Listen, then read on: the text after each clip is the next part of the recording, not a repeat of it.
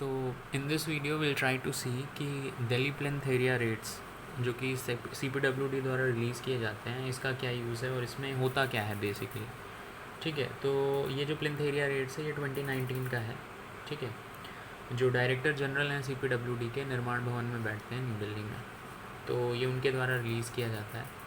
तो ये जो 2019 का प्लिंथ एरिया रेट है, इसका यूज़ क्या है। इसका बेसिक यूज़ ये है कि जो आप प्रीलिमिनरी एस्टिमेट बनाते हो किसी भी प्रोजेक्ट का, रफ़ कॉस्ट एस्टिमेट जिसे कहा जाए, उसके लिए हमें DPAR की ज़रूरत होती है। रफ़ कॉस्ट एस्टिमेट यानी सपोज़ कोई भी कंस्ट्रक्शन सजेस्टेड है, फॉर एग्जांपल पोस्टल ऑफिसेज में CPMG chief post master general ने कहा कि हमें एक पोस्ट ऑफिस चाहिए, तो आप पहले उसका जल्दी जल्दी से एक कॉस्ट निकालोगे ना, मोटा मोटा रफ़, कि भैया इतना कॉस्ट आएगा कि आपके पास इतना पैसा है।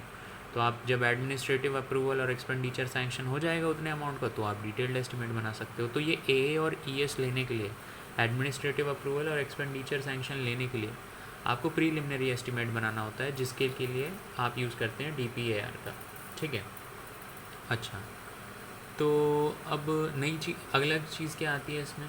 अगर हम सबसे पहले इंडेक्स देखें कि इसमें है क्या क्या, तो इसमें अगर आप बेसिकली देखोगे तो आपका है प्लिंथ एरिया रेट्स। सबसे पहले मतलब इस पूरी डॉक्यूमेंट का बेसिक पर्पस क्या है, यही है कि आप प्रीलिमिनरी एस्टिमेट बना सको। प्रीलिमिनरी एस्टिमेट आप कैसे बना पाओगे, प्लिंथ एरिया रेट्स की मदद से। मतलब आपको रेट दिए होने चाहिए अलग अलग चीज़ का, कि इस चीज़ का इतना कॉस्ट है, इस चीज़ का इतना कॉस्ट है, तो आप उस कॉस्ट से प्लिंथ एरिया को या जो भी दूसरे एरियाज़ हैं उनको आप मल्टीप्लाई करके निकाल सको, तो प्लिंथ एरिया रेट्स हो गए। अब जब प्लिंथ एरिया की बात होगी तो नेक्स्ट चीज़ ये होती है कि प्लिंथ एरिया कैलकुलेट कैसे करते हैं, उसको निकालने का रूल क्या है, तो वो एनेक्जर 3 में दिया हुआ है। देन ये जो DPAR है ये 2019 का पब्लिकेशन है। अगले साल इसमें जो रेट्स दिए हैं वो इस साल के रेट्स, इस साल जो रेट्स प्रिवेलेंट है मार्केट में उसका यूज़ करके दिया हुआ है। तो 2020-2021 में तो रेट बदल जाएंगे ना, तो उस चीज़ को अकाउंट कैसे करोगे आप, कॉस्ट इंडेक्स का यूज़ करके। तो इसलिए कॉस्ट इंडेक्स भी कैलकुलेट करने का तरीका इसमें दिया हुआ है कि कैसे कैलकुलेट करेंगे बिल्डिंग का कॉस्ट इंडेक्स। कॉस्ट इंडेक्स पे एक सेपरेट वीडियो बना सकते हो आप, लेकिन आप इतना सा याद रख लो कि एक डॉक्यूमेंट बना दिया है दिल्ली में, तो कॉस्ट इंडेक्स जो है टाइम के साथ भी चेंज होता है और प्लेस के साथ भी। इंडिया इतनी बड़ी कंट्री है, तो दिल्ली में जो रेट चल रहे हो ज़रूरी नहीं यूपी में वो रेट चलें। ठीक है, तो ये हुआ ज्योग्राफी का वेरिएशन। दूसरी चीज़ हो गई दिल्ली प्लिंथ एरिया रेट को अभी इसको 100 बेस पकड़ा हुआ है, तो नेक्स्ट ईयर पे जो नया कॉस्ट इंडेक्स आएगा वो ये शो करेगा कि इन्फ्लेशन के कारण क्या चेंज आया रेट्स में। ठीक है, तो कॉस्ट इंडेक्स ये जो वेरिएशन है कॉस्ट में, जो कि प्लेस के हिसाब के और टाइम के हिसाब से चेंज होता है, उसको उसको इनकॉर्पोरेट करता है। अलग अलग स्टेट में अलग अलग कॉस्ट इंडेक्स निकाले जाते हैं, तो उसका यूज़ करके कंपेयर करके निकाला जा सकता है। एनीवे, तो प्लिंथ एरिया रेट्स हो गए। प्लिंथ एरिया रेट को कैसे, प्लिंथ एरिया को कैसे कैलकुलेट किया जाता है, फिर कॉस्ट इंडेक्स को कैसे कैलकुलेट किया जाता है, ये हो गया। इसके अलावा इसमें थोड़ी बहुत स्पेसिफिकेशन भी दी हुई है। स्पेसिफिकेशन जैसे water supply, electrical installation, water supply हो गई, इलेक्ट्रिसिटी हो गई, और बिल्डिंग में जो दूसरी एमिनिटीज़ होती हैं, प्लस रेजिडेंशियल बिल्डिंग जो हो गई उसके लिए स्पेसिफिकेशन, नॉन रेजिडेंशियल बिल्डिंग उनके लिए स्पेसिफिकेशन। ठीक है, specification for residential building, non residential building, फिर उनमें amenities, water supply, electrical installation, इनका भी आपको क्या दिया हुआ है, स्पेसिफिकेशन दिया हुआ है। फिर अगर आप दिल्ली को देखोगे तो दिल्ली के कॉस्ट इंडेक्स पूरे एक लाइन से दिए हुए हैं। 1955 से हर साल कॉस्ट इंडेक्स दिल्ली का कैसे चेंज हुआ है उससे रिलेटेड भी एक स्टेटमेंट दिया है। और फिर लास्ट में plinth area rates for specialized E&M works. ठीक है, अच्छा, अब देख लेते हैं जैसे यहाँ पे क्या है। तो प्लिंथ एरिया रेट्स आप देखोगे इधर सीरियल नंबर मेंशन्ड है, फिर डिस्क्रिप्शन, फिर दो तरह की बिल्डिंग है। ये पहला एनेक्चर है, नॉन रेजिडेंशियल बिल्डिंग और रेजिडेंशियल बिल्डिंग। रेजिडेंशियल बिल्डिंग में क्या आ जाएंगे, जैसे क्वार्टर्स हो गए, गवर्नमेंट क्वार्टर्स, बंगलौज, हॉस्टल्स। क्वार्टर्स में टाइप 1 से लेकर टाइप 4 तक तो क्वार्टर्स कहलाते हैं। बंगले आपके होते हैं टाइप 7 से टाइप 8 तक। ठीक है, तो ये हो गया आपका। और अगर नॉन रेजिडेंशियल बिल्डिंग्स आप बोलोगे तो उसमें क्या आ जाते हैं, जहाँ पे रहते नहीं हैं लोग, जैसे ऑफिस, स्कूल, कॉलेज, हॉस्पिटल। तो पोस्टल डिपार्टमेंट में generally construction of new post office buildings होती हैं, तो हम ये ऑफिस वाले कॉस्ट ही पकड़ते हैं। हम ना हॉस्पिटल पकड़ेंगे ना ये क्वार्टर्स और हॉस्टल वगैरह, जनरली हमें ऑफिस का ही कॉस्ट पकड़ना होता है। एनीवे, तो अब इसमें कितने तरह के कॉस्ट हैं पहले वो हम देख लेते हैं। तो इसमें देखिए मोटा मोटा मैं बताऊँ तो यही है, बिल्डिंग का कॉस्ट, बिल्डिंग में यूज़ होने वाली सर्विसेज यानी वाटर सप्लाई और इलेक्ट्रिसिटी का कॉस्ट, और तीसरा उस साइट को डेवलपमेंट करने का कॉस्ट। यही तीन चीज़ें होती हैं बेसिकली। लेकिन आप इसमें देखो इन्होंने इसको 5 तरह से डिवाइड किया है, तो वो हम पहले पढ़ लेते हैं। तो सबसे पहले हो गया बिल्डिंग का कॉस्ट। ठीक है, बिल्डिंग के कॉस्ट के बाद नेक्स्ट आ गई सर्विसेज आपकी, इसमें वाटर सप्लाई और इलेक्ट्रिसिटी से रिलेटेड। तीसरा इन्होंने लिफ्ट का अलग से बना के दिया है, लेकिन आप एक तरह से लिफ्ट को भी समझ सकते हो कि वो इलेक्ट्रिकली ही ऑपरेटेड है, ठीक है, हाइड्रोलिकली इलेक्ट्रिकली, तो इसको भी इलेक्ट्रिकल में पकड़ सकते थे शायद, लेकिन इसका कॉस्ट इतना ज़्यादा है कि ऑलमोस्ट ये 15 से 30 लाख रुपए की पड़ रही है ना, तो शायद इसलिए इसको अलग से ले लिया हो। एनीवे, चौथा देखो वाटर टैंक, ये भी तो एक तरह से वाटर सप्लाई से ही एसोसिएटेड है, हाँ, वाटर नीड को मीट कराने के लिए, तो एक तरह से ये वाटर और ये इलेक्ट्रिसिटी के लिए, तो मैं चीज़ों को आसान बनाने के लिए इसको सर्विसेज के ही अंदर पकड़ लेता हूँ। बिल्डिंग कॉस्ट हो गया, सर्विसेज हो गया, पाँचवा हो जाएगा डेवलपमेंट ऑफ साइट। बस आप इतने इन 5 सब हेड्स के अंदर चीज़ों को रख लोगे तो आपका क्या हो जाएगा, आपका बन जाएगा। इसके अलावा वैसे जैसे जो आइटम इसमें नहीं होते हैं, कुछ आइटम हो सकते हैं इसमें ना मिले, तो आप DSR आइटम यूज़ करते हो, डेली शेड्यूल ऑफ रेट्स, उसका यूज़ करके बनाते हो। इसके अलावा सातवीं चीज़ आपकी हो जाती है कि कुछ ऐसे आइटम्स होते हैं जो कि DSR में भी नहीं अवेलेबल हैं, तो उसके लिए मार्केट रेट आइटम्स आप लेते हो। तो इस तरह से ये 6-7 सब हेड्स होते हैं जिनके अंदर आपका प्रीलिमिनरी एस्टिमेट बन जाता है। तो अब जाते थोड़ा सा इसको धीरे धीरे एक्सप्लोर करते हैं कि हो क्या रहा है। तो बिल्डिंग का कॉस्ट कैसे आपका निकलेगा, प्लिंथ एरिया से। तो प्लिंथ एरिया को सबसे पहले बिल्डिंग के प्लिंथ एरिया को आप निकाल लो। अभी मैं आपको सिर्फ ऑफिस का यूज़ करके बताऊंगा, ठीक है, रेट्स और भी हैं, आपको बस ऑफिस बिल्डिंग का एग्जांपल लूँगा मैं, तो मैं ये सारे रेट्स पढ़ूंगा। अच्छा, अब आप बिल्डिंग का कॉस्ट बना रहे हो, तो बिल्डिंग के कॉस्ट में सबसे पहले होता है बिल्डिंग का स्ट्रक्चर, ठीक है। बिल्डिंग का स्ट्रक्चर क्या है, तो आपको सबसे पहले ये चूज़ करना पड़ेगा कि बिल्डिंग आप बना कैसे रहे हो, RCC फ्रेम्ड स्ट्रक्चर यूज़ कर रहे हो या लोड बेयरिंग स्ट्रक्चर यूज़ कर रहे हो। तो क्वेश्चन ये है कि RCC फ्रेम्ड और लोड बेयरिंग स्ट्रक्चर में अंतर क्या है। तो देखिए, जो RCC फ्रेम्ड स्ट्रक्चर होता है उसमें आप क्या करते हो, कॉलम्स और बीम्स इनका यूज़ करके एक फ्रेम तैयार कर लेते हो। पावर ग्रिड में हमने सारा कुछ इसी तरह से बनाया, और आज मॉडर्न कंस्ट्रक्शन में मुझे लगता है सब इसी तरह से होता है कि कंक्रीट का यूज़ करके कॉलम और बीम बना लिया और स्लैब कास्ट कर दिया, उसके बाद बची हुई स्पेस को वॉल से भर दिया। तो आज मुझे लगता है हम RCC फ्रेम्ड स्ट्रक्चर ही बनाते हैं। लोड बेयरिंग स्ट्रक्चर में क्या होता है, इसमें वॉल ही लोड को लेती है। RCC फ्रेम्ड स्ट्रक्चर में क्या होगा, कॉलम और बीम लेंगे लोड को। अच्छा, RCC फ्रेम्ड स्ट्रक्चर में क्या होता है, लोड ट्रांसफ़र कैसे होगा, स्लैब से बीम में जाएगा, बीम से कॉलम, कॉलम से फाउंडेशन, तो वॉल पे कोई लोड आया ही नहीं। लेकिन लोड बेयरिंग स्ट्रक्चर में आप देखोगे तो सारा का सारा लोड जो होता है वॉल्स पे आता है, और फिर वॉल से फाउंडेशन में वो लोड ट्रांसफ़र होता है। फ्रेम्ड स्ट्रक्चर को ही ये आजकल इसी को यूज़ किया जाता है मोस्टली। लोड बेयरिंग स्ट्रक्चर को पहले यूज़ किया जाता था, आज अगर थोड़ा बहुत कहीं कहीं यूज़ करना है तो रेयरली यूज़ कर लिया जाता है इसको। देन RCC फ्रेम्ड स्ट्रक्चर की बात करें तो वॉल के कंस्ट्रक्शन की बात करते हैं। तो पहले हम बीम और कॉलम का फ्रेम बना लेते हैं, स्लैब लगा देते हैं और फिर बीच की स्पेसेस को वॉल से कवर कर देते हैं, ठीक है। लेंथ की बात करें तो कोई भी लिमिटेशन नहीं है वॉल की लेंथ पे, क्यों, वॉल को तो कोई लोड लेना ही नहीं है ना, वो तो फिलर मटेरियल की तरह यूज़ हो रही है, तो कितनी भी लंबी वॉल आप बना दो कोई दिक्कत नहीं। थिकनेस, वॉल की थिकनेस सेम रहती है, चाहे हाइट कितनी भी बढ़ जाए वॉल की थिकनेस सेम होनी है। क्यों भाई, वॉल का काम है बस कवरिंग प्रोवाइड करने का, उसको लोड थोड़ी लेना है कि आप उसकी जैसे लंबी हाइट हो गई तो आप उसको मोटा कर दो क्योंकि ज़्यादा लोड आ रहा है, वैसा करने की ज़रूरत ही नहीं है क्योंकि वॉल को यहाँ पे फिलर मटेरियल की तरह यूज़ कर रहे हैं। लेकिन अगर लोड बेयरिंग स्ट्रक्चर की बात करें तो वहाँ पर क्या होगा, कॉलम्स और बीम्स तो है नहीं, सारा का सारा लोड आ रहा है वॉल पे, तो मेन डिज़ाइन एलिमेंट आपकी क्या बन गई, वॉल बन गई। तो इसीलिए अब वॉल से एसोसिएटेड सारी लिमिट्स आएंगी कि एक जैसे जहाँ बीम और कॉलम बनता है वहाँ पे बीम की सर्टेन डेप्थ और सर्टेन विड्थ होती है ना, कुछ रूल कुछ लिमिट फॉलो करते हैं बीम और कॉलम। उसी तरह क्योंकि यहाँ पे वॉल सारा लोड ले रही है तो वॉल की भी डायमेंशन पर लिमिट आ जाएगी। ऐसा नहीं कि कितनी भी लंबी वॉल आप बना दोगे, फिर जैसे जैसे वॉल की हाइट बढ़ेगी वो लोड ज़्यादा ले रही है, इसलिए वॉल की थिकनेस भी बढ़ेगी, ठीक है। फिर RCC स्ट्रक्चर में क्या है, flexibility in planning and design, क्योंकि वॉल पे कोई लोड आ नहीं रहा है RCC में, तो positions of wall can be changed when ever necessary, जहाँ पर आपको लगे वहाँ पे आप वॉल की पोजीशन चेंज कर लो। तो इससे प्लानिंग और डिज़ाइन में ज़्यादा फ्लेक्सिबिलिटी मिलती है, आप किसी भी तरह पार्टीशन वॉल को इरेक्ट करो, आसानी से बनाते चले जाओ, ठीक है। लेकिन लोड बेयरिंग स्ट्रक्चर में वॉल क्योंकि लोड कैरी कर रही हैं तो वॉल की पोजीशन स्पेसिफिक होगी, मतलब इस तरह से आप पोजीशन करोगे कि सेफ्टी पहले इंश्योर हो ना, ऐसा ना हो कि स्ट्रक्चर भरभरा के गिर जाए आपका। तो ये चीज़ हुई। अच्छा, lesser flexibility in planning and design, इसीलिए आपको उतनी फ्लेक्सिबिलिटी नहीं मिलती है, ऐसा नहीं कहीं पे भी वॉल खड़ी कर दी लोड बेयरिंग स्ट्रक्चर में, वो देखना पड़ेगा। दूसरा, RCC जो होता है फ्रेम्ड स्ट्रक्चर, उसको किसी भी तरह की सॉइल पे आप खड़ा कर सकते हो, इवन ब्लैक कॉटन सॉइल पे भी। लेकिन अगर लोड बेयरिंग स्ट्रक्चर बना रहे हो तो उसे ब्लैक कॉटन सॉइल पे नहीं बनाया जा सकता, उसे सिर्फ और सिर्फ हार्ड स्ट्रैटा पे बनाना पड़ेगा। देन फ्रेम्ड स्ट्रक्चर का अर्थक्वेक रेजिस्टेंस अच्छा होता है, लेकिन लोड बेयरिंग स्ट्रक्चर का पुअर होता है।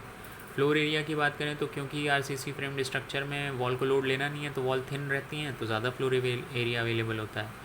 लोड बेयरिंग स्ट्रक्चर में वॉल को लोड लेना होता है, इसलिए वॉल मोटी होती हैं, इसलिए फ्लोर एरिया कम होगा। आरसीसी फ्रेम्ड स्ट्रक्चर में हाइट पे कोई रिस्ट्रिक्शन नहीं है, लेकिन अगर आप लोड बेयरिंग स्ट्रक्चर बनाते हो तो उसमें हाइट 2 से 3 स्टोरी से ज़्यादा नहीं रख सकते। क्यों? क्योंकि वॉल ब्रिक से बनी होती है, ब्रिक एक लिमिट से ज़्यादा लोड नहीं ले सकते, लेकिन कंक्रीट ज़्यादा लोड ले सकते हैं, इसलिए लंबी हाइट तक जा सकते हो। फिर आरसीसी फ्रेम्ड स्ट्रक्चर जो है मल्टी स्टोरेड बिल्डिंग के लिए आपको सस्ता पड़ेगा। ठीक है, मतलब जब हाइट ज़्यादा होगी बिल्डिंग की तो आरसीसी फ्रेम्ड स्ट्रक्चर सस्ता पड़ेगा, जब हाइट कम है तो आपके लिए ज़्यादा इकोनॉमिकल ये होगा कि आप लोड बेयरिंग स्ट्रक्चर बनवा लो। ठीक है, तो इससे आपको समझ में आया कि लोड बेयरिंग स्ट्रक्चर और आरसीसी फ्रेम्ड स्ट्रक्चर में अंतर क्या है। हम चूज़ करते हैं आरसीसी फ्रेम्ड स्ट्रक्चर को। ठीक है, RCC framed structure up to 6 storeys, अगर 6 स्टोरी तक की बिल्डिंग है तो उसमें स्टैंडर्ड फ्लोर हाइट हम पकड़ लेते हैं, या तो 3.6 मीटर या 2.9 मीटर। एनीवे 3.6 के साथ जाते हैं तो आप 25,500 रुपये पर स्क्वायर मीटर ले लो, यानी प्लिंथ एरिया सपोज 100 आया तो 100 को इससे मल्टीप्लाई कर दो तो आपको ये समझ में आएगा स्ट्रक्चर खड़ा करने का कितना कॉस्ट होगा।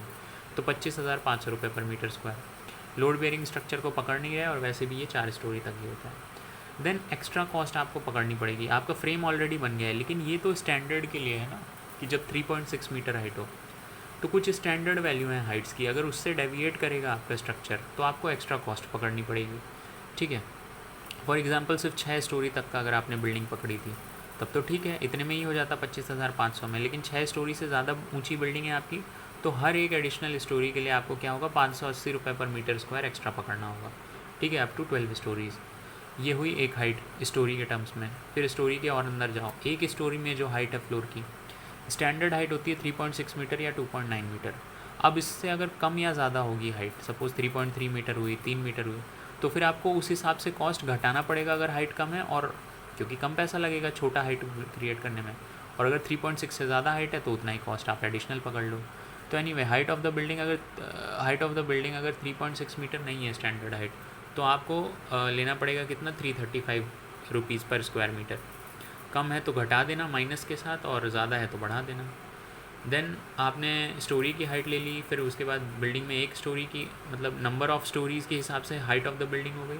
फिर एक स्टोरी में कितना है हाइट ऑफ फ्लोर वो आपने ले लिया। अब उसके बाद नीचे और प्लिंथ की हाइट, स्टैंडर्ड वैल्यू प्लिंथ की हाइट की 0.45 मीटर पे होती है, तो अगर इतना है तो कोई ज़रूरत नहीं है, लेकिन अगर 0.45 मीटर से डेविएट कर रहा है, ठीक है, तो हर 0.3 मीटर के डेविएशन के लिए आप 335 ले लोगे यहाँ पे भी। फिर उसके बाद क्या है, आपने नंबर ऑफ़ स्टोरीज़ कर ली, फिर उसके बाद एक स्टोरी में फ्लोर की हाइट ले ली, फिर उसके बाद प्लिंथ की हाइट ले ली। अब आप और नीचे जाओगे तो ग्राउंड में आ जाएगा फाउंडेशन की हाइट के हिसाब क्या है, फाउंडेशन की डेप्थ होती है, हाइट मैं ऐसे ही बोल रहा हूँ ज़ुबान पे चढ़ने के लिए। स्टैंडर्ड वैल्यू फाउंडेशन की डेप्थ की होती है 1.2 मीटर, तो अगर इससे डेविएट कर रही है डेप्थ, ठीक है सब, तो हर 0.3 मीटर के लिए आप कितना cost पकड़ोगे 160 rupees per square metre. अब सपोज़ फ्यूचर में क्या है कि आप ये सोच रहे हो कि एक एडिशनल फ्लोर हम लगा देंगे, तो उसके लिए आपको फाउंडेशन स्ट्रॉन्ग बनानी होगी, तो अगर वो वाला आइटम पकड़ना है तो 1470 rupees per square metre for RCC framed structure. अच्छा, तो ये क्या हो गया, आपका स्ट्रक्चर अभी तैयार हो गया। एक स्टैंडर्ड हाइट 3.6 मीटर के लिए अप टू 6 स्टोरी लिया था आपने, फिर उसमें नंबर ऑफ़ स्टोरीज़, एक स्टोरी में फ्लोर हाइट, फिर प्लिंथ की हाइट, फिर उसके बाद फाउंडेशन की डेप्थ। ठीक है, अब क्या है कि आपके स्ट्रक्चर को आपको क्या करना है, दो तरह से सेफ़ रखना है, एक तो अर्थक्वेक के अगेंस्ट सेफ़ रखना है और दूसरा फायर रेजिस्टेंस उसका बनाना है। तो रेजिस्टिंग अर्थक्वेक फोर्सेस के लिए क्या है 1200 रुपये per square metre for RCC frame structures. और फायर फाइटिंग के लिए आप चूज़ करोगे तो फायर फाइटिंग से बचाने के लिए आपके पास दो ऑप्शन है। क्या है वो, एक तो ये है कि आप वेटराइज़र सिस्टम का ही सिर्फ इस्तेमाल करें, और एक ये है वेटराइज़र के साथ साथ आप स्प्रिंकलर सिस्टम भी पकड़ें। तो अगर सिर्फ वेटराइज़र पकड़ोगे तो 800 रुपये पर मीटर स्क्वायर, उसके साथ स्प्रिंकलर भी पकड़ोगे तो 1200 रुपये। ठीक है, देन फायर से ही बचने के लिए क्या होगा कि अगर आग वाग लगी है तो अलार्म पहले बज जाए ना, तो फायर अलार्म सिस्टम दो टाइप के होते हैं, एक तो मैनुअल फायर अलार्म कोई बजा दे देखे तो, दूसरा ये है कि फायर लगी है तो ऑटोमेटिकली ही फायर अलार्म बज जाए। ठीक है, तो इनका कॉस्ट आप पकड़ सकते हो। इसके अलावा क्या है, pressurised mechanical ventilation system in the basement with supply duct of exhaust blower, इसको भी पकड़ सकते हो आप। ठीक है, तो यहाँ पे आपने बिल्डिंग को सेफ बना लिया अर्थक्वेक और फायर रेजिस्टेंस में। तो आपका स्ट्रक्चर हो गया, स्ट्रक्चर को आपने अर्थक्वेक और फायर के अगेंस्ट सेव कर लिया। इसके अलावा अगर बिल्डिंग में आपके पास कुछ एडिशनल फीचर्स हैं, जैसे बेसमेंट फ्लोर है या फिर स्टिल्ट पोर्शन है, तो उसके लिए अलग से कॉस्ट पकड़ना पड़ेगा। बेसमेंट फ्लोर क्या होता है, room in a building that is completely और partially below ground level. Ground level से पूरा नीचे अगर कोई हिस्सा होता है रूम का या पार्शियली भी नीचे होता है तो उसको आप बेसमेंट फ्लोर कहते हो। तो जिन बिल्डिंग में ये बेसमेंट फ्लोर का प्रोविज़न होगा उसमें आपको कॉस्ट पकड़ना पड़ेगा उसका। जितनी भी बेसमेंट की हाइट होगी, कोई एक स्टैंडर्ड हाइट है 3.35 मीटर की स्टैंडर्ड हाइट है तो उसका रेट है, और इससे अगर वेरी करेगी 3.35 मीटर से तो हर 0.3 मीटर के लिए कुछ ऊपर नीचे पकड़ लोगे आप। उसी तरह स्टिल्ट पोर्शन अगर आप दे रहे हो बिल्डिंग में, स्टिल्ट का मतलब क्या होता है? स्टिल्ट फ्लोर मतलब ground level portion of a building consisting of column supporting super structure without any enclosure. ठीक है। Purpose of stilt floor is to park vehicles और स्कूटर्स या फिर साइकिल्स। मतलब स्टिल्ट फ्लोर क्या होता है? बिल्डिंग का वो वाला पोर्शन होता है जो कि ग्राउंड लेवल पर होता है। ठीक है। ये ऐसा पोर्शन होगा जो कि सिर्फ जिसमें कि सुपर स्ट्रक्चर जो है वो सिर्फ और सिर्फ कॉलम पर सपोर्टेड है, और ऐसा, और वो कहीं से भी कवर्ड नहीं है, खुला हुआ है मतलब। तो ऐसी खुली जगह को आप, अंदर इंसान थोड़ी रहेगा, वैसी खुली जगह का सिर्फ यही यूज़ हो सकता है कि वहाँ पे आप पार्किंग कर सकते हो व्हीकल की, स्कूटर, साइकिल, कार, कुछ भी पार्क कर दी। तो वैसी स्टिल्ट है, तो स्टिल्ट की स्टैंडर्ड हाइट क्या होगी? 3.6 मीटर की स्टैंडर्ड हाइट के लिए एक कॉस्ट है, और अगर वो उस स्टैंडर्ड हाइट से डेविएट करे 0.3 मीटर से तो 200 रुपये आप पकड़ सकते हो। तो आपको समझ में आ गया बिल्डिंग कॉस्ट में क्या क्या पकड़ना है। सबसे पहले आप अपना स्ट्रक्चर डिसाइड करो, फ्रेम्ड स्ट्रक्चर है या load bearing. Generally RCC framed structure पकड़ते हैं। फिर आप एक्स्ट्रा पकड़ते हो किसके लिए? अगर 6 स्टोरी से ऊंची बिल्डिंग जा रही है तो हर एक एडिशनल स्टोरी के लिए। फिर एक स्टोरी में फ्लोर की हाइट, फिर प्लिंथ की हाइट, फिर फाउंडेशन की हाइट या फिर फाउंडेशन की डेप्थ कर लो। फिर बिल्डिंग को आप रेजिस्ट करते हो अर्थक्वेक के अगेंस्ट और फायर के अगेंस्ट, उसमें फायर फाइटिंग और फायर अलार्म दो अलग होता है। फिर अगर एडिशनली आप क्या कर रहे हो, बेसमेंट फ्लोर या फिर स्टिल्ट पोर्शन प्रोवाइड कर रहे हो बिल्डिंग में, तो उनके लिए अलग से पकड़ना है। फाउंडेशन से रिलेटेड वैसे एक दो और प्रोविजंस हैं, वो ये है कि राफ्ट फाउंडेशन का अलग, पाइल फाउंडेशन के अलग अलग रेट हुए हैं, तो वो आप वैसे देख लेना। ठीक है। और क्या कहते हैं, अगर आपको स्ट्रक्चरल मेंबर्स की स्ट्रेंथ और भी बढ़ानी है, बहुत ही ज़्यादा हैवी लोड आ रहा है, तो उसके लिए भी एक अलग से कॉस्ट है। एनीवे, तो यहाँ पे कंप्लीट हो जाती है आपकी बिल्डिंग की कॉस्ट। इसके बाद आपको नोट दिया हुआ है कि rate for items applicable on entire plinth area except item number, कुछ आइटम को छोड़ के पूरे प्लिंथ एरिया पर रेट्स एप्लीकेबल हैं। अब ये जो भी रेट्स मेंशन्ड हैं इनमें टैक्स वगैरह सब कुछ इन्वॉल्व है, बट ये है स्टैच्यूरी प्रोविजंस नहीं इन्वॉल्व है। तो एक पार्ट आपका हो गया क्या? बिल्डिंग पोर्शन, बिल्डिंग का कॉस्ट।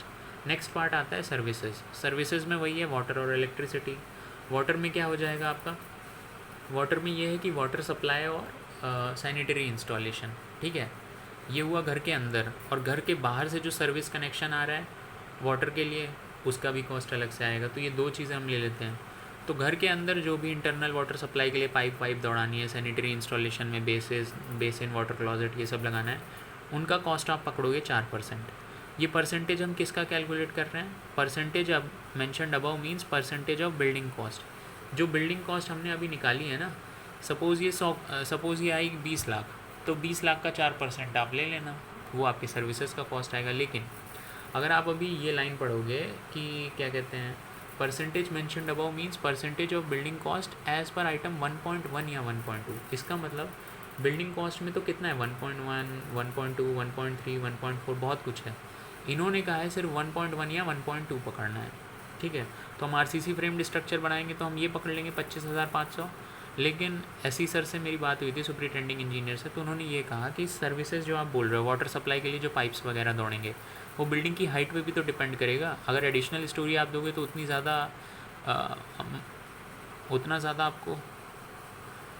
ज़्यादा ही लेंथ का पाइप वगैरह चाहिए होगा ना आपको। तो इसलिए उन्होंने कहा कि इसमें आप ये हाइट वाला भी जोड़ लेना, एडिशनल स्टोरी के लिए, एक फ्लोर की हाइट के लिए, प्लिंथ की हाइट। फाउंडेशन की डेप्थ लेने की ज़रूरत नहीं है, क्योंकि वो जो वाटर सप्लाई के लिए पाइप वगैरह है वो फाउंडेशन में थोड़ी जाएगा। तो उन्होंने कहा ये 3 शुरू के आइटम्स आप ले लेना, और ये ले लेना आरसीसी फ्रेम। तो आरसीसी फ्रेम यानी 25,500, 580, 335, 335 अगर ये नीडेड है, तो इन सब को जोड़ने पे जो फाइनल कॉस्ट आएगा, इसका आप परसेंटेज निकालोगे तो आपके सर्विसेज के कॉस्ट आने लगेंगे धनाधन। ठीक है। तो इंटरनल वाटर सप्लाई या फिर सैनिटरी इंस्टॉलेशन की बात करें तो ऑफिसेज़ के लिए इसको कितना पकड़ते हैं? 4% हम पकड़ते हैं। ठीक है। 4% ऑफ बिल्डिंग कॉस्ट। देन ये जो वाटर सप्लाई घर के अंदर आपने लगा दी, इस वाटर सप्लाई को देने के लिए बाहर से भी तो सर्विस कनेक्शन देना पड़ेगा। मतलब जो म्यूनिसिपैलिटी की वाटर लाइन जा रही है, वहाँ से लेके आप घर तक के लिए नल के लिए कनेक्शन लोगे ना, दौड़ाओगे। तो ये जो एक्सटर्नल सर्विस कनेक्शन है पानी के लिए, इसमें 2 कंपोनेंट होते हैं। एक तो ये है कि सिविल कंपोनेंट जो खुदाई वदाई करनी है, दूसरी इलेक्ट्रिकल कंपोनेंट जो मीटर वगैरह लगाना है। तो एक्सटर्नल सर्विस कनेक्शन के लिए जो इलेक्ट्रिकल कंपोनेंट है वो 3.75% लेते हैं बिल्डिंग कॉस्ट का, और जो सिविल कंपोनेंट है खुदाई वगैरह वो 1.25% लेते हैं। तो एक तरह से ये कितना हो गया, 5% ये हो गया, 4% ये। मोटा मोटा वाटर सप्लाई के लिए 9 से 10% ले लो आप। देन मैंने जैसा बताया कि सर्विसेज में एक तो हो गया आपका वाटर और दूसरा हो गया सर्विसेज में इलेक्ट्रिसिटी। तो इलेक्ट्रिसिटी में क्या है, इलेक्ट्रिकल इंस्टॉलेशंस जो हैं उनको हम 12.5% कॉस्ट लेंगे बिल्डिंग का। इसके अलावा कुछ एक्स्ट्रा कॉस्ट हम लेंगे किसका, जो भी पावर वायरिंग या फिर प्लग गए हुए हैं, ठीक है। अगर सेंट्रल कॉल बेल सिस्टम लगाना है तो उसके लिए लाइटनिंग कंडक्टर्स, टेलीफोन के लिए कंड्यूट दौड़ानी है, जैसे ऑफिस में क्या होता है इंटरकॉम वगैरह होते हैं ना, इंटरकॉम नहीं है खैर, ये तो मतलब टेलीफोन से कॉल करते हैं ना, तो वो टेलीफोन के लिए कंड्यूट या फिर सेंट्रलाइज्ड इंटरकॉम सिस्टम। तो ये हो गया वाटर के लिए, ये हो गया इलेक्ट्रिसिटी के लिए। तो अच्छा, इसके अलावा थर्ड पार्टी क्वालिटी अश्योरेंस, इसके लिए 1% कॉस्ट आप पकड़ सकते हो, लेकिन ये कब पकड़नी होती है, ये तभी पकड़नी होती है 1% एडिशनल कॉस्ट जब आपसे क्लाइंट ने बोला हो कि उसे थर्ड पार्टी इंश्योरेंस चाहिए। फॉर एग्जांपल हमारे लिए क्लाइंट क्या है, पोस्टल डिपार्टमेंट। तो अगर CPMG chief post master general कहते हैं कि हमें थर्ड पार्टी क्वालिटी अश्योरेंस कराना है, तभी आप ये 1% एडिशनल कॉस्ट पकड़ेंगे, ठीक है। तो पावर वायरिंग और प्लग्स के लिए आपने 4% पकड़ लिया, सेंट्रल कॉल बेल के लिए 0.5%, उसका आधा, लाइटनिंग कंडक्टर्स के लिए 0.25, टेलीफोन कंड्यूट्स के लिए 0.25। तो ये हो गया। तो आपने देखा कि सर्विसेज में वाटर के लिए क्या है, घर के अंदर जो भी वाटर सप्लाई हो रही है और सैनिटरी, प्लस एक्सटर्नली जो सर्विस कनेक्शन लेना है उसका इलेक्ट्रिकल और सिविल कंपोनेंट। और वाटर के बाद इलेक्ट्रिसिटी आ गई। इलेक्ट्रिसिटी में एक तो जो भी घर के अंदर इलेक्ट्रिसिटी का इंस्टॉलेशन होना है उन सब का कॉस्ट हो जाएगा, ठीक है, प्लस उसके अलावा ये कुछ एडिशनल। अच्छा, सर्विसेज में वाटर और इलेक्ट्रिसिटी मैंने बोली। अब इसमें दो कंपोनेंट ऐसे होते हैं जिनका कॉस्ट बहुत ज़्यादा है। वाटर को लेके वाटर टैंक कंस्ट्रक्ट करना है जैसे RCC का, तो इसका कॉस्ट बहुत भारी पड़ता है, इसलिए इसको अलग से लिख लिया है। इलेक्ट्रिसिटी में लिफ्ट जो हो गई उसका कॉस्ट बहुत भारी पड़ता है, तो उसको भी हमने अलग से ले लिया। तो अब देखते हैं, सबसे पहले लिफ्ट का कॉस्ट देख लेते हैं, इलेक्ट्रिकल कंपोनेंट। तो ये जो अब देखो सीरियल नंबर, फिर लिफ्ट किस टाइप की है, कितनी कैपेसिटी है, कितने लोगों को रखने की, वेट कितना है लिफ्ट का, लिफ्ट की स्पीड कितनी है, कितने फ्लोर तक ट्रैवल कर रही है, कितने फ्लोर के लिए बनी हुई है, डोर जो है उसमें पावर ऑपरेटेड हैं कैसे हैं, कंट्रोल कैसे है उसका, कितने रुपए की है, प्राइस उसका कितना है लाख रुपए में, फिर हर एक एडिशनल फ्लोर के लिए एक्स्ट्रा कॉस्ट कितना पकड़ना पड़ेगा। तो ऐसा है। तो सबसे पहले हम बात करते हैं पैसेंजर लिफ्ट की। तो पैसेंजर लिफ्ट दो तरह की लिफ्ट है ना, एक ये है कि पैसेंजर की लिफ्ट हो गई जिसमें आदमी चढ़ेंगे और बिल्डिंग में ऊपर नीचे जाएंगे। दूसरी होती है गूड्स लिफ्ट यानी सामान वामान अगर बिल्डिंग में ऊपर नीचे करना है तो उसके लिए। अब ऑब्वियसली इसमें ज़मीन आसमान का अंतर होगा ना, जहाँ सामान आपको ऊपर नीचे करना है वो भारी भारी लिफ्ट होंगी, 1 टन 2 टन 3 टन इतना वेट कैरी करेगी वो। और जो पैसेंजर लिफ्ट होगी, मतलब जो गूड्स लिफ्ट होगी, उसमें क्या है, गूड्स के वेट के बेसिस पे आप उस लिफ्ट का कॉस्ट डिसाइड करोगे, 1 टन 2 टन 3 टन। जो पैसेंजर लिफ्ट होगी उसमें आप नंबर ऑफ़ पीपल जो कि उस लिफ्ट पे चढ़ेंगे उसके बेसिस पे कॉस्ट डिसाइड करोगे। तो पैसेंजर लिफ्ट कितनी, 8 लोगों के लिए, 16 लोगों के लिए, 20 लोगों के लिए, इस टाइप से होती है, ठीक है। और लिफ्ट का वेट वही 500 से लेके 1500 किलो तक कुछ भी हो सकता है। लिफ्ट ऊपर नीचे कितनी स्पीड से चलती है, आप ऐसा समझ लो कि 1 से लेके 3 मीटर, 1 मीटर पर सेकेंड, 2 मीटर पर सेकेंड, 3 मीटर पर सेकेंड मैक्सिमम, इससे ज़्यादा स्पीड से नहीं चलती है, 1 या 2 मीटर पर सेकेंड ऐसे समझ लो आप। फिर जो लिफ्ट होती हैं वो जनरली G+4 या G+5 के लिए बनाई जाती हैं, वैसे तो आप G+12 के लिए भी जा सकते हो। जो डोर्स होते हैं लिफ्ट के वो जनरली पावर ऑपरेटेड होते हैं, और जो कंट्रोल होता है लिफ्ट का वो ACV VVF होता है, पता नहीं अब ये क्या है। तो अच्छा, अब आप इसी तरह देखोगे कि मोटा मोटा G+4 या G+5 के लिए जो आप एक पैसेंजर लिफ्ट पकड़ते हो उसका कॉस्ट कितना होगा। उसका कॉस्ट आप ऐसा लगा सकते हो कि मोटा मोटा 15 से लेके आप पकड़ सकते हो उसको कितना, 15 से 30 लाख रुपए तक, ठीक है। ये G+4 से G+5 के लिए है, 15 से 30 लाख रुपए तक की लिफ्ट आ जाएगी। लेकिन अगर G+12 हो गई तो फिर 70 लाख तक चली जाएगी, ठीक है।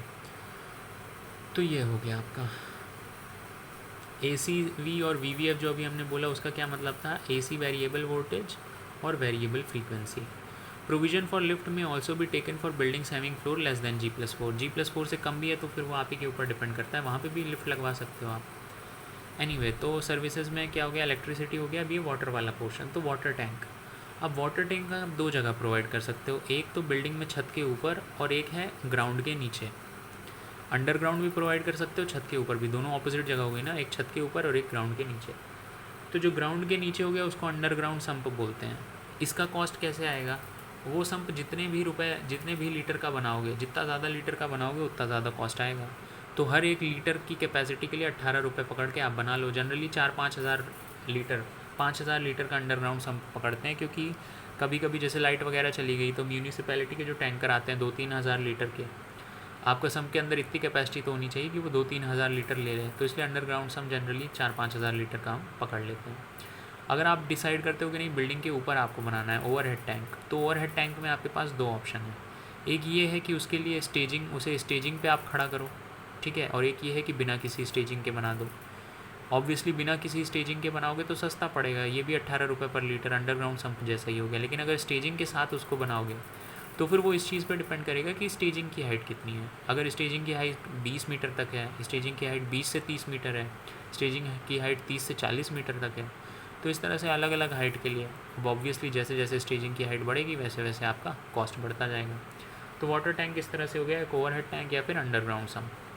देन आ गया डेवलपमेंट ऑफ साइट को डेवलप करने में क्या है, बहुत ज़्यादा इंपॉर्टेंट तो है नहीं। आप ये देख लो, साइट को डेवलप करने में ये है कि आप बाउंड्री वॉल को कंस्ट्रक्ट, सबसे पहले क्या है कि अगर आपको साइट मिली तो पहला स्टेप क्या होगा कि आप ये देखो कि जो लैंड आपने खरीदी उस पर कोई दूसरा इंक्रोच ना कर सके, तो सबसे पहले बाउंड्री वॉल बनवा लो। तो एक तो बाउंड्री वॉल का कॉस्ट आ जाएगा 9,000 रुपये पर मीटर। अब एक बार सेफ्टी इंश्योर हो गई तो अब आप अपनी साइट के अंदर घुसे, तो ऑब्वियसली जो नेचुरल ग्राउंड होता है, आप ग्राउंड देखोगे उसका, तो पहले तो सिर्फ ग्राउंड ही ग्राउंड होगा। तो नेचुरल ग्राउंड जनरली उधड़ खाबड़ होता है, तो उधड़ खाबड़ चीज़ पे कंस्ट्रक्शन करना मुश्किल है। तो आप क्या करो, फिर साइट को लेवल कर दो। तो लेवलिंग का कॉस्ट होता है 160 रुपये पर मीटर स्क्वायर, लेवल कर दिया आप आपने। तीसरी चीज़ क्या होगी, अब आप क्या करोगे, रोड बनाओगे उसके अंदर, जिससे आप अप्रोच तो कर सको अपनी बिल्डिंग तक। तो रोड बनाओगे और रोड के साथ साथ ही बगल में ड्रेन बना दोगे। जितने एरिया में रोड और ड्रेन बन गई ठीक है, जो बचा हुआ एरिया है उसमें हॉर्टिकल्चर कर दिया। तो अब ये जो रोड है, रोड का कॉस्ट कितना होगा, वो डिपेंड करता है कि किस तरह की रोड आप बनवा रहे हो। अगर अज्यूम करें सीमेंट कॉन्क्रीट की रोड आप बनवा रहे हो तो हर मीटर स्क्वायर एरिया के लिए आप 85 रुपये पकड़ लेना, और ड्रेन्स अगर बना रहे हो तो 130 रुपये पर मीटर स्क्वायर पकड़ लेना, ठीक है। बचे हुए एरिया में आपने क्या किया, हॉर्टिकल्चर कर दिया, तो हॉर्टिकल्चर का पैसा आपने पकड़ लिया 250 रुपये पर मीटर स्क्वायर। अच्छा, तो ये हो गया आपका, ठीक है, कि आपने बाउंड्री वॉल बनवा ली, अंदर जाके लेवलिंग कर दी, रोड के बगल में ड्रेन हो गई, और फिर बचे हुए एरिया में हॉर्टिकल्चर कर दिया। अब क्या है, साइट में वाटर मैनेजमेंट भी बहुत इंपॉर्टेंट होता है, ठीक है, कि बिल्डिंग के अंदर पानी आ कैसे रहा है, पानी जा कैसे रहा है। तो जो पानी आ रहा है वो ड्रिंकिंग फैसिलिटी के लिए, और जो पानी जा रहा है वो क्या है, वेस्ट वाटर है। तो ड्रिंकिंग वाटर 2 फॉर्म में, आर्टिफिशियल और नेचुरल। जो नेचुरल है उसके लिए रेन वाटर हार्वेस्टिंग आप कर सकते हो 90 रुपये पर स्क्वायर मीटर के हिसाब से, ठीक है। हालांकि रेन वाटर हार्वेस्टिंग को पकड़ना इसलिए नहीं है क्योंकि शायद इसका कॉस्ट ऑलरेडी इंक्लूडेड है प्लिंथेरिया रेट में, एनीवे। और आर्टिफिशियल क्या होगा, फ़िल्टर वाटर सप्लाई, वो 100 रुपये पर मीटर स्क्वायर हो जाएगा। फिर जो अब ये पानी आपने कंज्यूम किया, फिर बिल्डिंग से वेस्ट वाटर निकलेगा, जो आपने फ्लश वगैरह किया है, जो पानी सिंक विंक के थ्रू बह के आ रहा है, तो उसको तो सीवर से लेके जाओगे ना, तो सीवर का कॉस्ट पकड़ने के लिए 165 रुपये पर मीटर स्क्वायर हो जाएगा, राइट। तो यहाँ पर क्या हो जाएगी, आपकी साइट डेवलप भी हो गई। अब कुछ नोट दिए हुए हैं, क्या है वो, अच्छा, लेकिन पहले यहाँ पे भी पढ़ जाता हूँ मैं फिर से। तो डेवलपमेंट ऑफ साइट में अगर आप मोटा मोटा देखोगे तो एक है लेवलिंग, दूसरा इंटरनल रोड एंड पाथ, तीसरा सीवर, चौथा फिल्टर वाटर सप्लाई, पांचवा स्टॉर्म वाटर ड्रेन्स, छठा रेन वाटर हार्वेस्टिंग, सातवां ट्रेंचेस फॉर सर्विसेज, आठवां बाउंड्री वॉल, नौवां हॉर्टिकल्चर वर्क। तो ये 9 काम करवा सकते हो आप डेवलपमेंट ऑफ साइट में। लेवलिंग में तो कोई ऑप्शन नहीं है। इंटरनल रोड और पाथ में ये हो सकता है कि रोड आप कैसी बनवा रहे हो, WBM की बना रहे हो बिट्यूमिनस के साथ, बिट्यूमिन के साथ, या WMM बना रहे हो बिट्यूमिन के साथ, या फिर सीमेंट कॉन्क्रीट की पेवमेंट है with vacuum dewater concrete, footpath with kerb stone. तो ये रोड में ऑप्शन हो गए। सीवर में कोई ऑप्शन नहीं है। वाटर फिल्टर वाटर सप्लाई, इसमें अब आपके पास ऑप्शन है कि जो डिस्ट्रीब्यूशन लाइन है वो 100 mm डाया की हैं, या फिर जो पेरीफेरल 150 से 300 mm डाया के हैं, या अनफिल्टर्ड वाटर आपको देना है, ठीक है। तो फिल्टर्ड वाटर में डाया के हिसाब से 100 mm डाया, 150 से 300 mm डाया, या फिर अनफिल्टर्ड वाटर आप सप्लाई करना चाह रहे हो। फिर storm water drain, rain water harvesting, trenches, इसमें कोई ऑप्शन नहीं है। बाउंड्री वॉल बनाने में फिर आपके पास ऑप्शन है, आप 1.5 मीटर हाइट की, ग्राउंड लेवल से 1.5 मीटर हाइट की आप बाउंड्री वॉल बना सकते हो। 0.6 मीटर हाई MS ग्रिल, उसके ऊपर MS ग्रिल लग जाएगी 0.6 मीटर हाई, और जो भी उसमें required number of steel gates और विकेट गेट्स हैं वो आ जाएंगे। तो अब ये जो बाउंड्री वॉल बना रहे हो आप, इसमें 2 ऑप्शन है। एक तो ये है कि लोड बेयरिंग ब्रिक वॉल का यूज़ कर सकते हो, ठीक है, जिसमें बीच बीच में इंटरमीडिएट कॉलम दे भी सकते हैं, नहीं भी दे सकते हैं विथ प्लिंथ बीम। और दूसरा ऑप्शन ये है कि आप आरसीसी के कॉलम्स का यूज़ कर सकते हो, प्री कास्ट आरसीसी के कॉलम्स का यूज़ करके, और उसका यूज़ करके आप बना सकते हो बाउंड्री वॉल। तो लोड बियरिंग ब्रिक वॉल हो सकती है या फिर प्री कास्ट आरसीसी कॉलम का यूज़ करके। नेक्स्ट आ गया हॉर्टिकल्चर। तो हॉर्टिकल्चर में दो चीज़ें, एक तो वर्टिकल प्लांटेशन हो गई आपकी, दूसरा क्या हो गया ग्रास ट्री प्लांटेशन, ठीक है, पॉटेड प्लांट्स ये सब। तो ये हो गया हॉर्टिकल्चर। तो यहाँ पर डेवलपमेंट ऑफ साइट ख़त्म हो गया। नेक्स्ट क्या है, नोट है कुछ, rates are as per square metre and are also to be applied on entire area of plinth या फिर प्लॉट टू बी डेवलप। जो रेट्स हैं वो पर स्क्वायर मीटर में दिए हैं और इसको प्लिंथ एरिया या फिर पूरे के पूरे प्लॉट एरिया पे लगाना है, ठीक है। तो जब डेवलपमेंट ऑफ साइट हम पकड़ते हैं तो उसमें पूरा प्लॉट एरिया पकड़ते हैं, और जब हम बिल्डिंग का कॉस्ट निकालते हैं तो उसमें प्लिंथ एरिया पकड़ते हैं, और सर्विसेज के कॉस्ट को आप बिल्डिंग के ही कॉस्ट से निकालते हैं। तो एक तरह से कैलकुलेशन मोटी मोटी यही दो चीज़ें की रही ना, कि एक तो प्लिंथ एरिया आपको निकालना होता है और एक पूरे के पूरे प्लॉट एरिया को निकालना है। प्लिंथ एरिया से बिल्डिंग कॉस्ट निकल आ जाएगी, और बिल्डिंग कॉस्ट का कुछ परसेंटेज लेके सर्विसेज निकल जाएंगी, और प्लॉट एरिया निकाल के डेवलपमेंट ऑफ साइट का कॉस्ट निकल जाएगा। एनीवे, सेकंड चीज़ क्या है, these rates will apply to normal condition and normal layout plans. If any extra are required due to nature of layout involving filling, cutting और bringing services from large distance, then additional provision should be made. उनका ये कहना है कि यहाँ पे filling cutting इसको नहीं पकड़ा हुआ है, ठीक है, इन रेट्स में कहीं भी। तो कभी कभी ऐसा होता है कि आप देख लो कि आपके जैसे जो भी आपने प्लॉट ख़रीदा जहाँ पे आपको पोस्ट ऑफिस वाली बिल्डिंग बनानी थी, वहाँ पे रोड का कुछ लेवल होगा, और हो सकता है जो प्लॉट आपने ख़रीदा वो रोड से सपोज़ आधा मीटर नीचे है, 0.5 मीटर नीचे है या 1 मीटर नीचे है। तो पहले आप अपने प्लॉट पे मिट्टी की फिलिंग करके उसका लेवल रोड के लेवल पे लाओगे ना, वरना तो सारा पानी बारिश वारिश में सब इकट्ठा हो जाएगा आप ही के प्लॉट पे। तो इसलिए आप पहले फिलिंग करके वहाँ पे लाओगे ना, तो फिलिंग वाला मटेरियल कहीं पे भी नहीं पकड़ा हुआ है DPAR में। तो ये जो फिलिंग का मटेरियल है ये आपको पकड़ना पड़ेगा कहाँ से, DSR से। उसी तरह तीसरी चीज़ क्या है, कॉस्ट ऑफ बल्क सर्विसेज, जैसे वाटर सप्लाई, सीवेज डिस्पोजल। तो देखिए अगर जैसे सीवेज डिस्पोजल इस टाइप की फैसिलिटी वहाँ पर नहीं है, तो आपको सोक पिट हो गया, इसको आपको अलग से पकड़ना पड़ेगा। कहाँ पे, सोक पिट, सेप्टिक टैंक, इसको आपको DSR से पकड़ना पड़ेगा। Anyway, cost of bulk services, water supply, sewage disposal, tube well हो गया, pump, open well treatment plant, extension of lines from source to local bodies, head works at water source etcetera. Tube well का भी मुझे जहाँ तक याद है post office building में हमने कॉस्ट अलग से ही पकड़ा था, उसके साइट पर्टिकुलर्स में 4.5 लाख उन्होंने सजेस्ट करके भेजा था साइट पे से। बी पार्ट हो गया sewage pump, sewage treatment plant, septic tank, extension of cut fall sewer up to a point of disposal are not included in these rates. मतलब सीवेज से रिलेटेड कोई भी आइटम इंक्लूडेड नहीं है DPAR में। तो सोक पिट या फिर सेप्टिक टैंक, इसको भी आपको अलग से पकड़ना पड़ेगा, आप DSR से पकड़ना पड़ेगा इसके लिए अलग से। None of the specialized E&M services are included in above rates, and necessary provision may be required as per design requirements must be considered, and rates as per item provided in Annexure 5 of this PAR may be referred। कुछ specialise E&M services हैं, उसके लिए Annexure 5 को आपको refer करना पड़ेगा इसी DPAR 2019 का। फिर green measures considered for civil and electrical works, जो भी सिविल और इलेक्ट्रिकल वर्क्स हैं उनके लिए कुछ ग्रीन मेजर्स कंसिडर किए गए हैं। क्या, over deck insulation and application of high SRI reflective paint on the roof के ऊपर आप क्या रिफ्लेक्टिव पेंट लगाओ तो वही होगा मुझे लगता है, डेक इंसुलेशन हो गया, डेक इंसुलेशन करो और रिफ्लेक्टिव पेंट लगाओ। उससे क्या होगी कि सन की जो लाइट है वो रिफ्लेक्ट करके रूफ़ पे से चली जाएगी, तो जो कमरे हैं वो गर्म होंगे तो उनको ठंडी करने में इलेक्ट्रिसिटी कम लगेगी। तो इस चीज़ को ऑलरेडी पकड़ा हुआ है। Then masonry work in super structure with autoclave aerated concrete blocks या फिर फ्लाई ऐश ब्रिक्स। जो भी सुपर स्ट्रक्चर में मेसनरी वर्क होना है, चाहे फ्लाई ऐश ब्रिक से हो या AAC ब्लॉक से हो, मतलब ब्रिक का यूज़ करके अगर कोई मेसनरी वर्क होना है तो उसको ऑलरेडी कंसिडर किया गया है। एग्जांपल जैसे रैंप का कंस्ट्रक्शन है, तो रैंप में क्या करते हो आप, इधर एक वॉल खड़ी करते हो, इधर एक वॉल खड़ी करते हो, बीच में फिलिंग कर देते हो।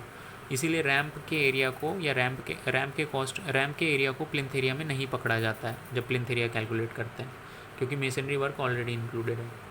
Window with reflective glass coating, high performance double glazed unit. Window में भी क्या है कि रिफ्लेक्टिव ग्लास कोटिंग जिसमें हो, जिससे ज़्यादा से ज़्यादा सनलाइट बाहर चली जाए रिफ्लेक्ट होके, तो घर गर्म नहीं होने पाएगा, तो उसे ठंडा करने में कम एनर्जी लगेगी, तो एनर्जी सेव हो जाएगी। Sustainable development. Paints with low VOC option, volatile organic content. Rain water harvesting को भी ऑलरेडी पकड़ लिया गया है। तो फिर यहाँ पे रेन वाटर हार्वेस्टिंग का कॉस्ट क्यों दिया है, वो ऐसा हो सकता है कि कोई पोस्ट ऑफिस ऑलरेडी बना हुआ है, उसमें अलग से आपको रेन वाटर हार्वेस्टिंग करानी है, तो आप इसको पकड़ सकते हो। वैसे पकड़ने की ज़रूरत नहीं है क्योंकि ऑलरेडी इन्होंने कंसिडर किया है ग्रीन मेजर में। Then replacement of conventional pillar cock with pillar cock having infrared sensor and foam flow technology in offices and hospitals. जो पहले आपके पिलर कॉक आते थे कन्वेंशनल कॉक, उनको हटा दिया है। अब जो नए पिलर कॉक को यूज़ किया जाता है उसमें इंफ्रारेड सेंसर है, फोम फ्लो टेक्नोलॉजी है। AC plant with VVF drives and ECBC compliant chillers, high efficiency Motors, plant optimisers etcetera. Cost of plant अब इंक्लूडेड नहीं है। ऑटोमेटेड लाइटिंग कंट्रोल्स हो गए with day light sensors and PIRs, dual plumbing system, right. तो ये आपका क्या cover हो जाएगा यहाँ पे, थोड़ा सा डिटेल्ड वे में आपने देख लिया किसको, प्लिंथ एरिया रेट्स को। प्लिंथ एरिया रेट्स के किस पार्ट को, सिर्फ और सिर्फ रेट्स आपने देखे हैं किसके, बिल्डिंग कॉस्ट के, सर्विसेज के और डेवलपमेंट ऑफ साइट के। सर्विसेज में भी क्या है, वाटर सप्लाई और इलेक्ट्रिसिटी।